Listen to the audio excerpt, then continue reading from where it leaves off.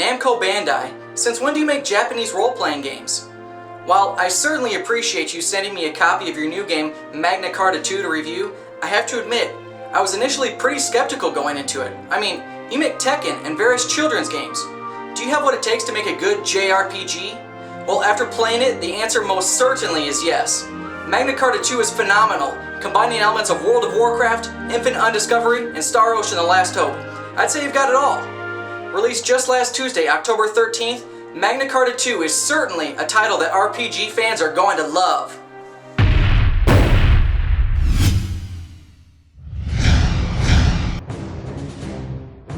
Magna Carta 2 opens with a cutscene describing a civil war between the northern and southern people of Lansheim.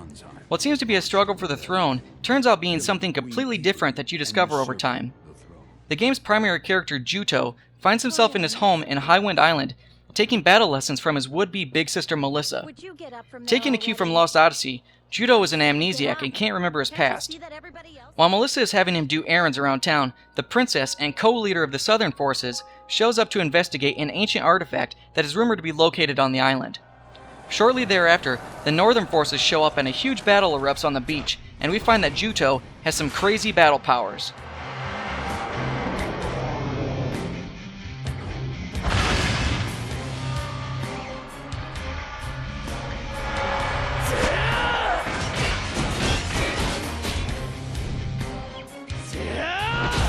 Melissa is slain by one of the primary antagonists, and Juto vows to avenge her death by joining the princess and her counter-sentinel unit in the Southern Army. The game really begins here, as Juto begins his quest of self-discovery, and of course the story goes through a significant plot twist, especially near the beginning of the game's second disc, when things start to get real serious. Throughout your journey, a total of 5 additional characters will join your party, and each is very well detailed with a rich backstory and boatloads of emotional dialogue. The story as a whole is awesome, and the world is very well developed with elegant side characters and well-defined races. You'll get hooked from the beginning, and you aren't going to be able to put your controller down as you try to progress through the game to see what's going to happen next.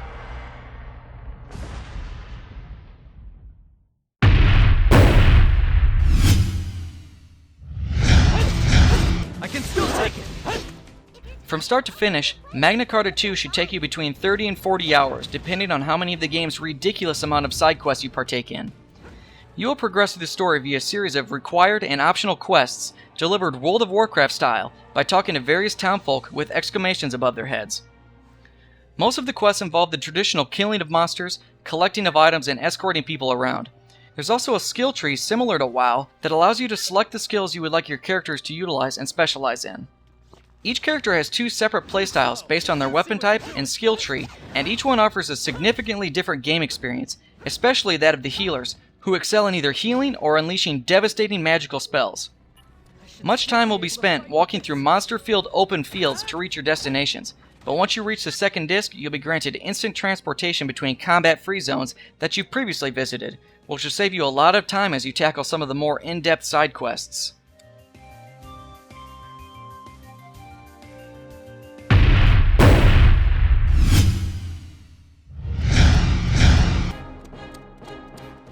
This RPG is real-time combat, and it takes its cues from both Star Ocean and Infinite Undiscovery.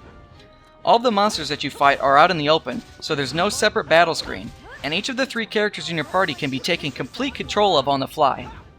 Initially, I thought the controls were pretty wonky.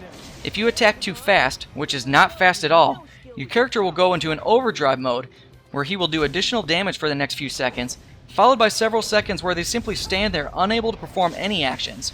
If you perform a special move while in overdrive mode and immediately switch to another character, he will do additional damage.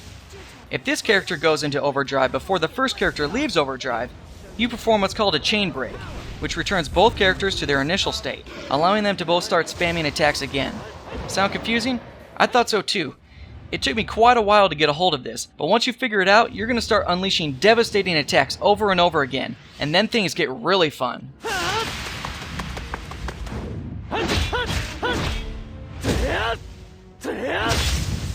You will spend a lot of time upgrading your equipment, as the vendors constantly have new gear to purchase. Additionally, you have the ability to customize your gear with gems, a la World of Warcraft, that give you various stat bonuses and abilities. There's also a simple crafting system that allows you to create accessories to provide additional stat bonuses. It's important to point out that you'll never have to go grind out levels to become strong enough for the encounters ahead. There aren't really any difficulty checks, so you'll really enjoy yourself all the way through this great adventure.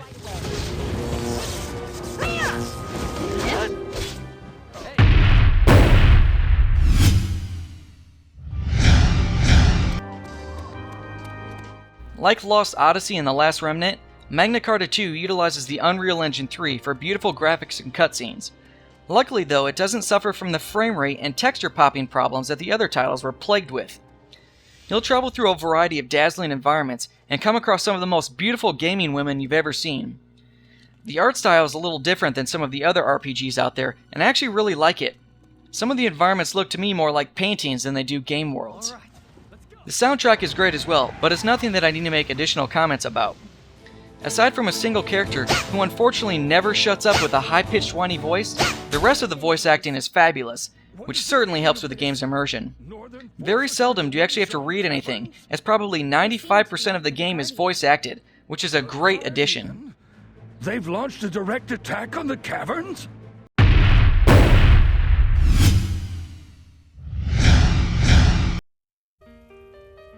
Well, Namco Bandai, you certainly surprised me with this awesome Japanese role-playing game. Magna Carta 2 has it all. Great graphics, an amazingly addictive story, and a great skill-based and entertaining real-time combat system that will keep you smiling as you rain hell on all kinds of enemies. Really, the only thing I found annoying with this game was the slow movement of your characters while in their combat stance.